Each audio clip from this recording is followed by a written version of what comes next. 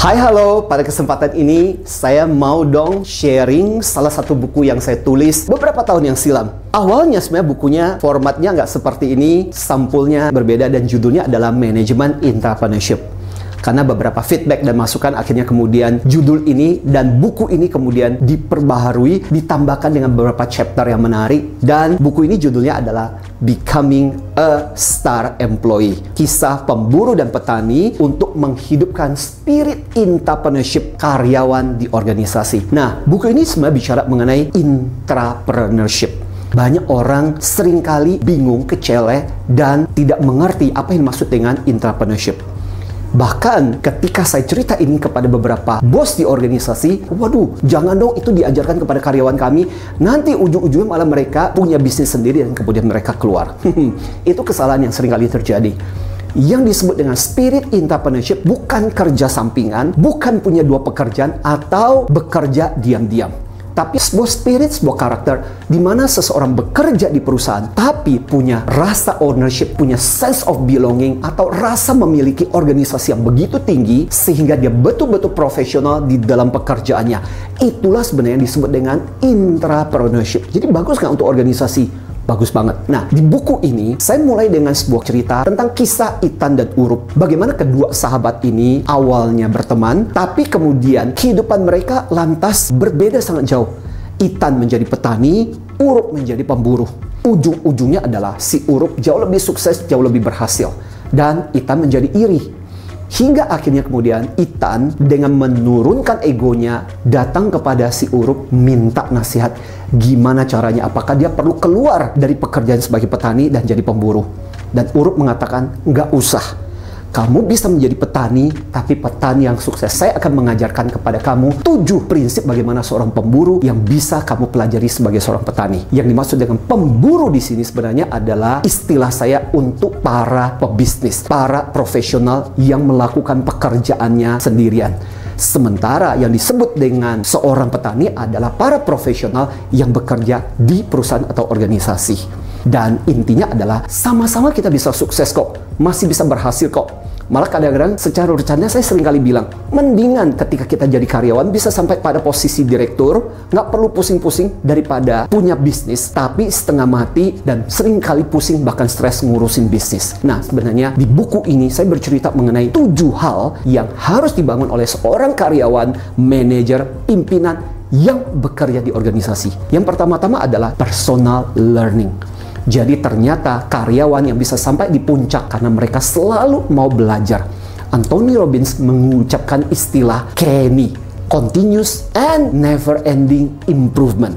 So intinya adalah selalu mau belajar, selalu ada hal-hal baru yang bisa kita pelajari, yang selalu kita bisa dalami. Maka yang kedua adalah personal mastery. Jadi ketika kita belajar, jangan cuma belajar separuh-separuh. Pengetahuannya separuh, nggak dalam. Harus sampai jadi level master. Kata Malcolm Gladwell di bukunya Outliers, dia bilang hukum 10.000 jam. Jadi betul-betul mendalami bidang itu dan terus-menerus mengejar 10.000 jam sampai kita betul-betul jadi ahli dan expert di bidang itu. Nomor 3, personal contribution. Harus berkontribusi untuk organisasi, harus memberikan untuk orang-orang di sekitarnya. Jadi betul-betul bermanfaat. Banyak orang yang setelah dia pintar, setelah jadi master, menjadi sangat egois, takut ilmunya dicuri orang. Dan akhirnya ilmunya dibawa sampai mati. Saya percaya, mereka-mereka yang berkontribusi paling besar di dalam organisasi, mereka akan mengalami kemajuan yang luar biasa di dalam karir mereka. Dan nomor 4, jangan lupa untuk terus-menerus belajar bidang-bidang yang baru. Minimal ada 4 bidang. Pertama-tama finance, yang kedua adalah yang berhubungan dengan HR, yang ketiga adalah yang berhubungan dengan marketing, sales, dan yang keempat adalah yang berhubungan dengan teknologi. Makanya prinsip disiplin keempat disebut dengan multipreneurship, artinya kita mau belajar bidang-bidang yang baru di luar bidang yang kita kuasai saat ini. Setelah kita ahli dalam pekerjaan kita, jangan salah, kita nggak sendirian. Kita harus bisa bekerja sama dengan orang lain. Maka butuh yang kelima, team mentality. Kita harus bisa bekerja sama dengan orang-orang di sekitar kita. Orang mengatakan sepintar-pintarnya seseorang, ingat dia cuma punya 2 tangan dan 24 jam. Tapi melalui orang lain, kita bisa punya banyak tangan dan punya banyak waktu. Maka untuk bisa menjadi sukses berhasil, nggak bisa cuman ego fokus pada diri sendiri. Dia harus bisa bekerja sama dengan orang-orang di sekitarnya. Teamwork make the dreams work. Itu kalimat yang selalu dikatakan. Dan berikutnya adalah disiplin karakter keenam, emotional mastery. EQ-nya mesti jalan, kecerdasan emosionalnya harus ada. Kadang-kadang ketika kita bekerja sama dengan orang lain, pasti perbedaan ada. Perbedaan sudut pandang, perbedaan asumsi, perbedaan cara kerja, perbedaan kepribadian, dan itu biasanya jadi sumber masalah. Ketika kecerdasan emosional kita jalan, kita fokus pada tujuan, bukan fokus pada ego, perasaan, kita nggak sensi. Itulah seorang profesional yang baik. Dia tidak gampang dipengaruhi oleh perasaan-perasaannya. Dia bisa mengesampingkan dan dia bisa mengendalikan emosi-emosinya dengan baik. Dan yang terakhir, disiplin yang paling penting adalah antusias selalu.